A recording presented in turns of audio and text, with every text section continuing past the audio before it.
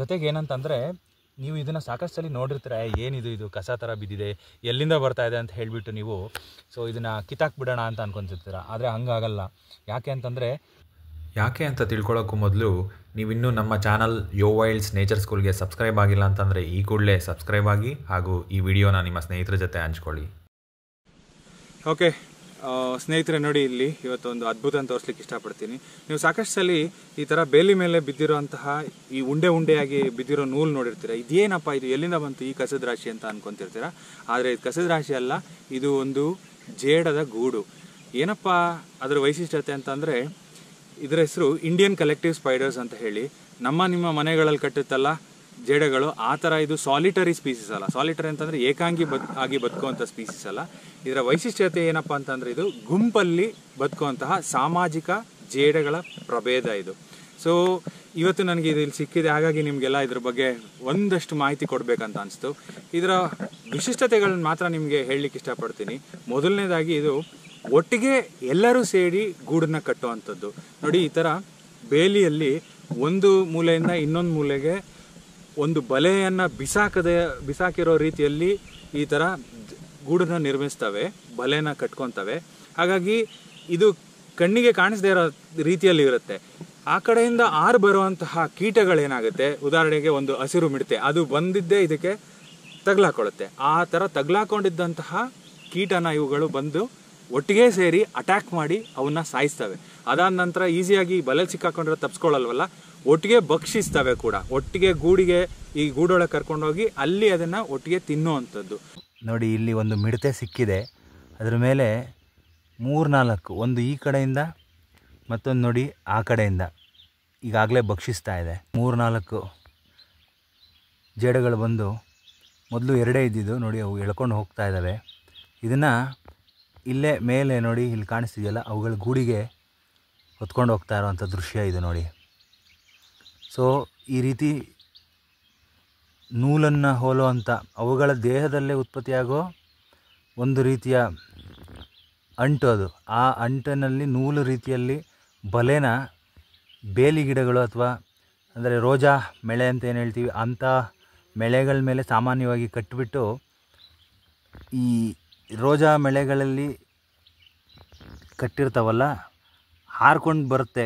ಸಾಮಾನ್ಯವಾಗಿ ಈ ನೂಲಿನ ರೀತಿಯಲ್ಲಿ ಅಷ್ಟು ತೆಳಗಿರೋ ನೂಲು ಆ ಕೀಟಗಳಿಗೆ ಕಾಣಿಸಲ್ಲ. ಕೀಟಗಳು ಬಂದು ಈ ರೀತಿ ಈ ಬಲೆಗೆ ಬೀಳುತ್ತೆ. ಆ ಬಲೆಗೆ ಬಿದ್ದಂತಹ ಆಹಾರನ ಹೊತ್ಕೊಂಡು ಅವುಗಳ ಗೂಡು ನೋಡಿ, ಈ ಗೂಡಿಗೆ ತೊಗೊಂಡು ಹೋಗಿ ಎಲ್ಲ ಒಟ್ಟಿಗೆ ತಿನ್ನೋವಂಥದ್ದು. ನೋಡಿ, ಇದು ಭಾಳ ಅಪರೂಪದ ದೃಶ್ಯ. ಯಾಕಂತಂದರೆ ಅವು ಬಲೆಗೆ ಸಿಕ್ಕಾಕೊಂಡಿದ್ದಂಥ ಈ ಮಿಡತೆನ ಈಗ ಗೂಡಿಗೆ ವರ್ಗಾಯಿಸ್ತಿದ್ದಾವೆ. ಸೊ ಒಂದು ತುದಿಯಲ್ಲಿ ಬಲೆಗೆ ಸಿಕ್ಕಾಕೊಂಡಿದ್ದು ಈ ಮಿಡತೆನ ಒತ್ಕೊಂಡು ಹೋದವರಾದರೆ, ಅಲ್ಲಿ ಇನ್ನೊಂದು ತುದಿಯಲ್ಲಿ ನೋಡಿ ಗೂಡೊಳಗೆ ಆ ಊಟನ ಬರ್ತಾ ಇರೋಂತಹ ಏನು ಆಹಾರನ ಸ್ವೀಕರಿಸ್ತಿರೋರು ಅಂತ ಹೇಳ್ಬೋದು. ನೋಡಿ, ಎಲ್ಲರೂ ಒಟ್ಟಾಗಿ ಸೇರಿ ಯಾವ ರೀತಿಯಾಗಿ ಕೆಲಸ ಮಾಡ್ತಾ ಇದ್ದಾರೆ. ಹಾಗಾಗಿ ಇವ್ರುಗಳಿಗೆ ಇಂಡಿಯನ್ ಕಲೆಕ್ಟಿವ್ ಸ್ಪೈಡರ್ಸ್ ಅಂತ ಹೆಸರು ಬಂದಿರೋದು. ಇದು ನಿಜಕ್ಕೂ ಒಂದು ಅದ್ಭುತವಾದ ದೃಶ್ಯ. ಅಷ್ಟು ಸಾಮಾನ್ಯವಾಗಿ ನೋಡ್ಲಿಕ್ಕೆ ಸಿಗಲ್ಲ.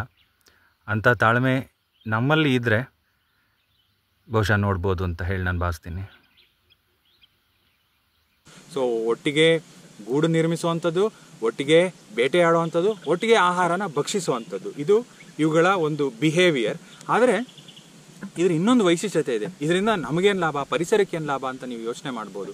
ಏನಪ್ಪ ಅಂತಂದರೆ, ಈ ಥರ ಮಿಡತೆ ಆಗಿರ್ಬೋದು, ಅಥವಾ ಅದು ಹನಿಬಿ ಅಂತ ಜೇನಾಗಿರ್ಬೋದು, ಜೇನುಹುಳಗಳಾಗಿರ್ಬೋದು, ಅಥವಾ ದುಂಬಿಗಳಾಗಿರ್ಬೋದು, ಇನ್ನೂ 10 ಪ್ರಭೇದದ ಕೀಟಗಳನ್ನು ಇವು ಭಕ್ಷಿಸೋದ್ರಿಂದ ಅವುಗಳ ಸಂಖ್ಯೆಯನ್ನು ನಿಯಂತ್ರಣದಲ್ಲಿಟ್ಟಿರ್ತವೆ. ಅಂದರೆ ಈ ವಿಡಿಯೋದಲ್ಲೇ ಕಾಣ್ತಾ ಇರೋ ಈ ಮಿಡತೆಯನ್ನೇ ಒಂದು ಉದಾಹರಣೆಯಾಗಿ ತಗೊಳ್ಳೋದಾದರೆ, ಈ ಮಿಡತೆ ಒಂದು ವೇಳೆ ರೈತರ ಬೆಳೆಯನ್ನು ಅವಲಂಬಿಸಿರುವಂತಹ ಒಂದು ಕೀಟವರ್ಗಕ್ಕೆ ಸೇರಿದ್ದು, ಅದು ಹೆಣ್ಣು ಮಿಡತೆಯಾಗಿದ್ದು ಅದರ ಗರ್ಭದಲ್ಲಿ ಈಗಾಗಲೇ ಮರಿಗಳು ಅಥವಾ ಮೊಟ್ಟೆಗಳು ಇದ್ದರೆ, ಒಂದು ಸರಿ ಊಹೆ ಮಾಡಿ ಅವುಗಳ ಸಂಖ್ಯೆ ಎಷ್ಟರ ಮಟ್ಟಿಗೆ ಅಭಿವೃದ್ಧಿಯಾಗಿ ಅದು ರೈತರ ಬೆಳೆಯನ್ನು ಹಾನಿ ಮಾಡ್ತಾ ಹೋಗ್ಬೋದು ಅಂತ ಹೇಳಿ.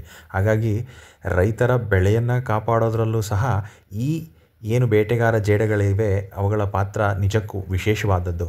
ಹಾಗಾಗಿ ನೀವು ಈ ಪಾತ್ರನ ಖಂಡಿತ ನಿರ್ವಹಿಸಲಿಕ್ಕೆ ಸಾಧ್ಯವಿಲ್ಲ. ಇಂತಹ ವಿಶೇಷವಾದ ಪಾತ್ರವನ್ನು ಪ್ರಕೃತಿ ಈ ಬೇಟೆಗಾರ ಜೇಡಗಳಿಗೆ ಮಾತ್ರ ಅದನ್ನು ನೀಡಿರೋವಂಥದ್ದು. ಹಾಗಾಗಿ ಮುಂದಿನ ಸಾರಿ ನೀವು ಇಂತಹ ಜೇಡಗಳನ್ನು ಅಥವಾ ಅವುಗಳ ಗೂಡನ್ನು ಏನಾದರೂ ಕಂಡರೆ ಅದನ್ನು ಭಾಳ ಸೂಕ್ಷ್ಮವಾಗಿ ಗಮನಿಸಿ, ಅವುಗಳಿಗೆ ಯಾವುದೇ ರೀತಿ ತೊಂದರೆ ಆಗದಿರೋ ರೀತಿಯಲ್ಲಿ ಅವನ್ನು ದೂರದಿಂದಲೇ ನೋಡಿ ಅವನ್ನು ಆನಂದಿಸಿ ಅಂತ ಹೇಳಿ ನಿಮಗೆ ನಾನು ಮನವಿ ಮಾಡ್ಕೊತೀನಿ.